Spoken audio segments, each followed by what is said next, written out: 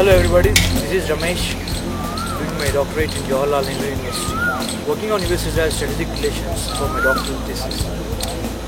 My hobbies are playing cricket and working out in the gym and catching up with friends.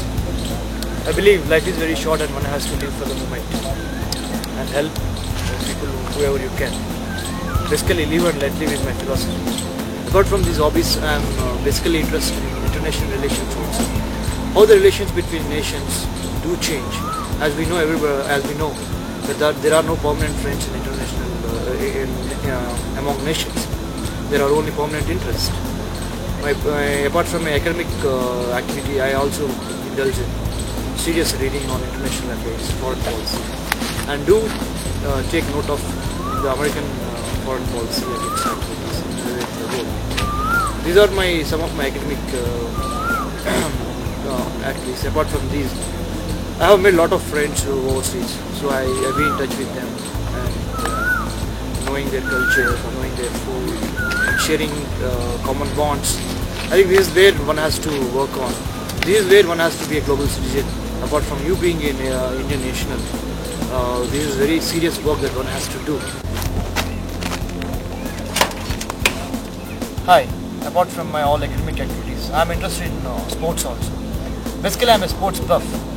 Apart from my bodybuilding, I do dance also. I am very much interested in dancing. And then I want to do acting. I see myself in acting also in coming days. I am really inspired by the great Amitabh Bachchan in Bollywood, and in Andhra films. I am really inspired by Chiranjeevi, the way he has come up in life. It's really inspiring for so many people who doesn't have anything. Still, he has proved that one can come up with sheer hard work. Apart from Chiranjeevi, I liked Rajinikanth and Mohanlal down south. These are my idols. I really wanted to finish off my PhD as early as possible in August and give a shot in films. I basically have one thing in mind: a sound mind lives in a sound body. Apart from all my academic activities, I do believe in mind power.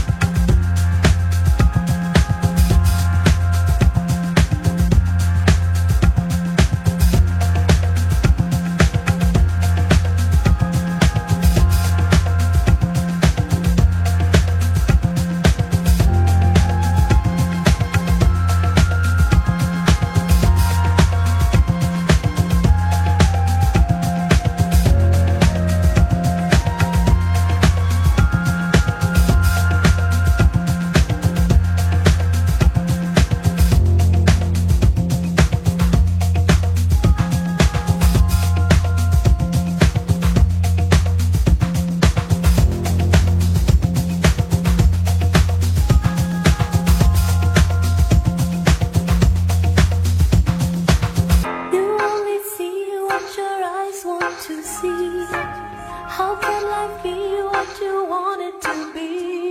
You're frozen when your heart's not open. You're so consumed with how much you get. You waste your time with hate and regret. You're broken when your heart's not open.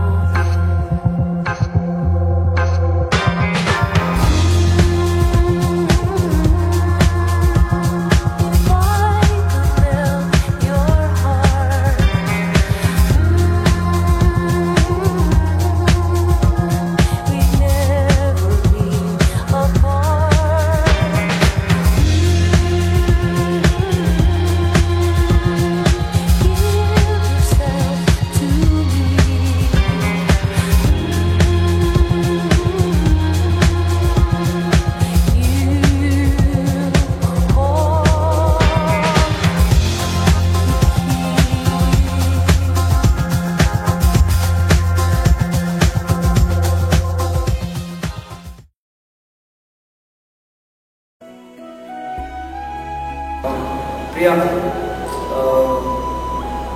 ఎన్నో రోజుల నుంచి నీతో ఒక విషయం చెప్పాలనుకుంటున్నాను. మనసులోని మాట నేను చెప్పలేకపోతున్నాను.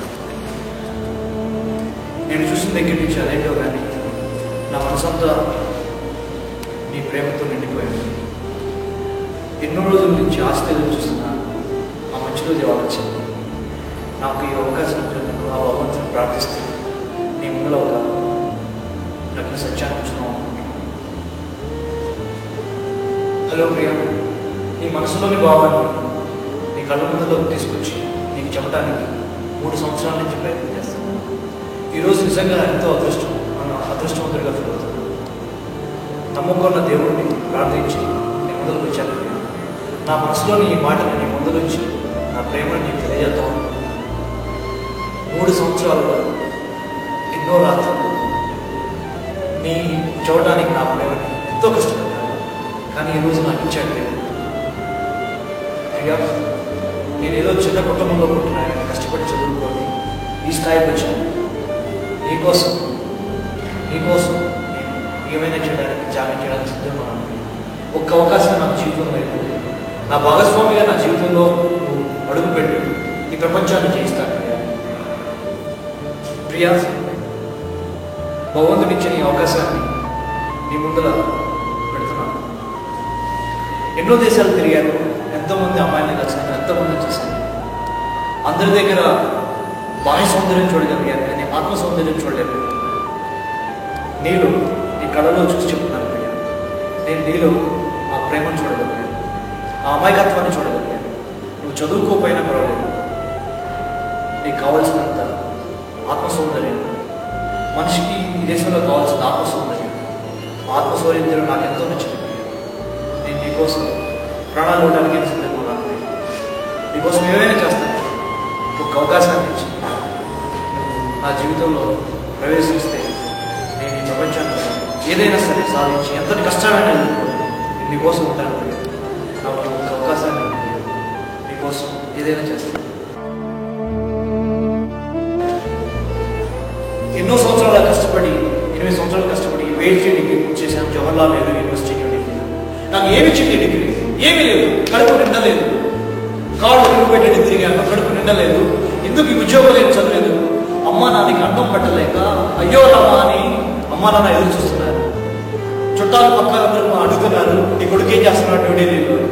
మా అమ్మ నాన్న దానికి సమాధానం చెప్పలేక క్షణం వాళ్ళను అనుభవించి నరకం నాకు తెలుసు. దీనికోసమైనా ఎంతో కరప్షన్ ఉంది సొసైటీలో. కరప్షన్ కూడా నాకు జాబ్ రావట్లేదు.